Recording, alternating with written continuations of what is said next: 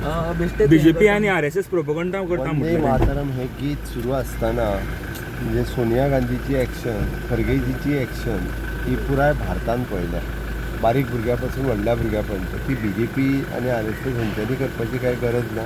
ताजेर social media आनी बाकीचे हेजेर कमेंट्स कितें येयल्या सगळ्या देशाक खबर आहा. त्या खातीर ती कितें सांगूंक सोदताली हें आमकां BJPन वेगळें सांगपाची गरज ना, तें जगान पळयलां.